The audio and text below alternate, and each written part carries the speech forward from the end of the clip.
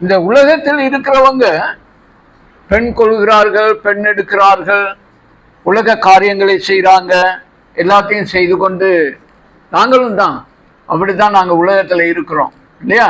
மேரி பண்ணுறோம், பிள்ளைகள் வருது, தொழில் செய்கிறோம், எல்லாத்தையும் செய்கிறோம். அது 2 வசனங்களையும் சொல்லப்பட்டிருக்கு.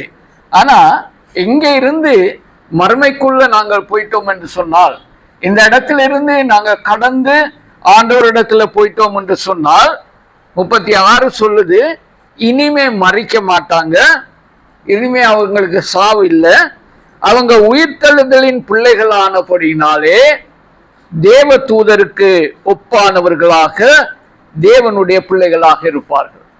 எங்களுடைய பாஸ்டர் அகிலனுடைய தகப்பன் இந்த நேரத்திலே இந்த விதமாக இருக்கிறார். அல்லேலூயா. அவர் இங்க இருந்தாரு, அவருக்கு ஒரு குடும்பம் இருந்தது, அவர் எல்லாம் உலக பிரகாரமாக ஒரு மனுஷன் எந்த விதமாக ஜீவிக்க முடியுமோ அந்த விதமாக ஜீவித்தாரு. பெண் கொடுத்தாங்க, பெண் எடுத்தாங்க, இப்படியெல்லாம் நடந்தது. இதெல்லாம் மனுஷனுடைய வாழ்க்கை.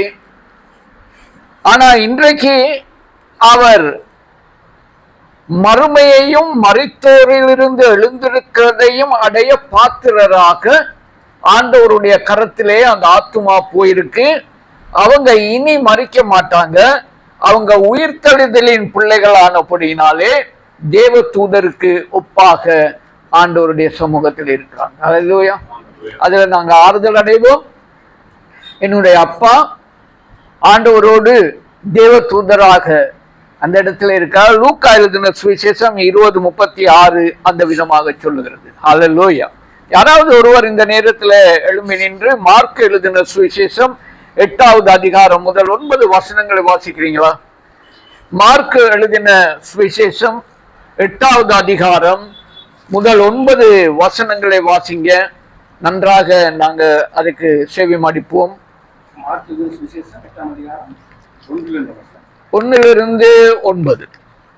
மார்க்கு அதிகாரம் 8ஆம் அதிகாரம் 1 தொடங்க. அந்த நாட்களிலே திரளான ஜனங்கள் கூடி வந்திருக்கையில் அவர்கள் சாப்பிடுகிறதற்கு ஒன்றுமில்லாத போது இயேசு தம்முடைய சீசரை அழைத்து, ஜனங்களுக்காக பரிதபிக்கிறேன், இவர்கள் இப்பொழுது என்னிடத்தில் தங்கியிருந்த 3 நாளாக சாப்பிட ஒன்றுமில்லாதிருக்கிறார்கள். இவர்களில் சிலர் தூரத்திலிருந்து வந்தவர்களாகையால் நான் இவர்களை பட்டினியாய் வீட்டுக்கு அனுப்பிவிட்டால் வழியில் சோர்ந்து போவார்களே என்றார். அதற்கு அவருடைய சீசர்கள், இந்த வனாந்தரத்திலே ஒருவன் எங்கே இருந்து அப்பங்களை கொண்டு வந்து இத்தனை பேர்களை திருப்தியாக்க கூடும் என்றார்கள். அதற்கு அவர், உங்களிடத்தில் எத்தனை அப்பங்கள் உண்டு என்று கேட்டார். அவர்கள் 7 அப்பங்கள் உண்டு என்றார்கள். அப்பொழுது அவர் ஜனங்களை தரையிலே பந்தியிருக்க கட்டளையிட்டு அந்த 7 அப்பங்களையும் எடுத்து ஸ்தோத்திரம் பண்ணி விட்டு அவர்களுக்கு பரிமாறும்படி சீசர்களிடத்தில் கொடுத்தார். அவர்கள் ஜனங்களுக்கு பரிமாறினார்கள். சில சிறு மீன்களும் அவர்களிடத்தில் இருந்தது. அவர் அவைகளையும் ஆசீர்வதித்து அவர்களுக்கு பரிமாறும்படி சொன்னார். அவர்கள் சாப்பிட்டு திருப்தி அடைந்தார்கள். மீதியான துணிக்கைகளை 7 கூடை நிறைய எடுத்தார்கள். சாப்பிட்டவர்கள் ஏறக்குறைய 4000 பேரா இருந்தார்கள். பின்பு அவர் அவர்களை அனுப்பிவிட்டார். அல்லேலூயா. மார்க் எழுதின சுவிசேஷத்துல 2 முறை இந்த விதமான அற்புதத்தை ஆண்டவர் செய்திருக்கிறதை குறித்து நாங்கள் வாசிக்கிறோம். 6வது அதிகாரத்துல 5000 பேர்களை போஷித்தாரு. அது கலிலேயா கடலோரத்துல நடந்ததான காரியம். அங்க வந்தவங்க எல்லாம் யூதர்களாக இருந்தார்கள்.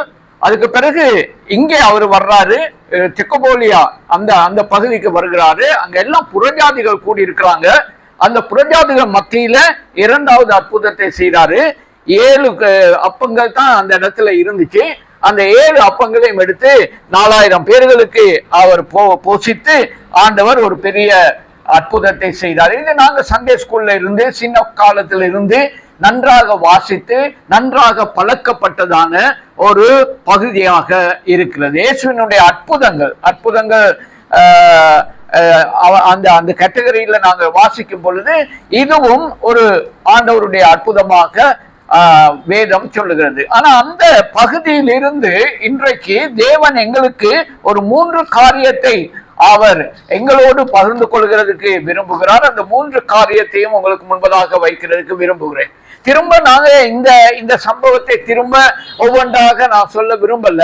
ஏன்னா எங்களுக்கு எல்லாத்துக்கும் தெரிந்ததான ஒரு காரியமாக இருக்கிறது. சரியா?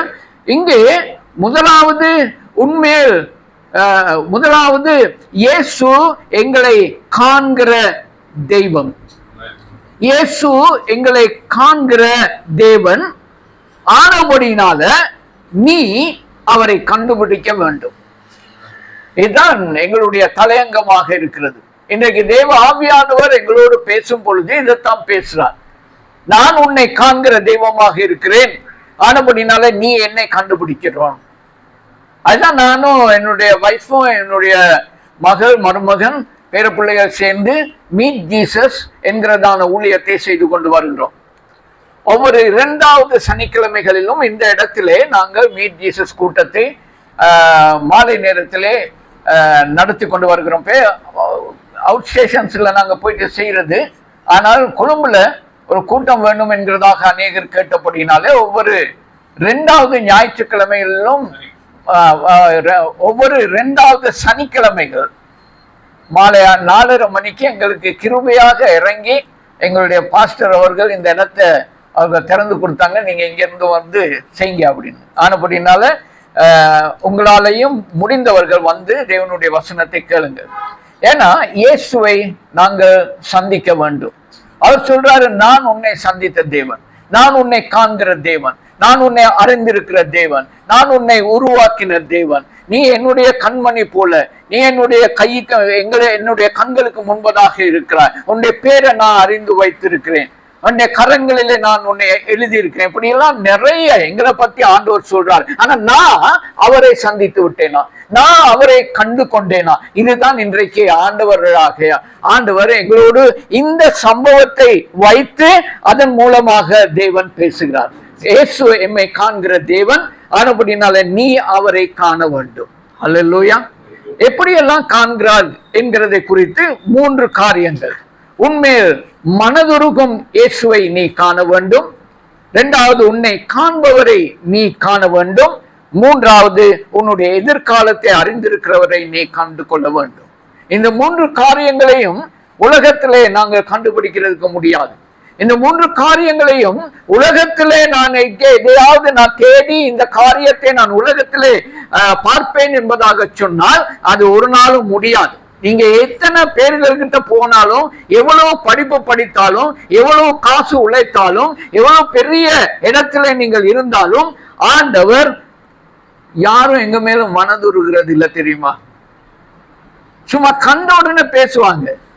ஐயோ உங்களுக்கு இப்படித்தான் நடந்துருச்சுன்னா, ஐயோ நான் கேள்விப்பட்டனே, நாளை காலையில 9 மணிக்கு நான் வந்துருவேன் உங்களை சந்திக்கிறதுக்கு, நான் கட்டாயம் வருவேன், நீங்க எதிர்பார்த்துருங்க, நான் வர்றேன், எனக்கு தெரியாம போச்சு இவ்வளவு நீங்க கஷ்டப்படுறீங்களா, நாளை காலையில 9 மணிக்கு நான் வந்து உங்களை சந்திக்கிறேன் அப்படின்னு உடனே நாளைக்கு 8:30 மணிக்கு ஒரு கால் வரும்.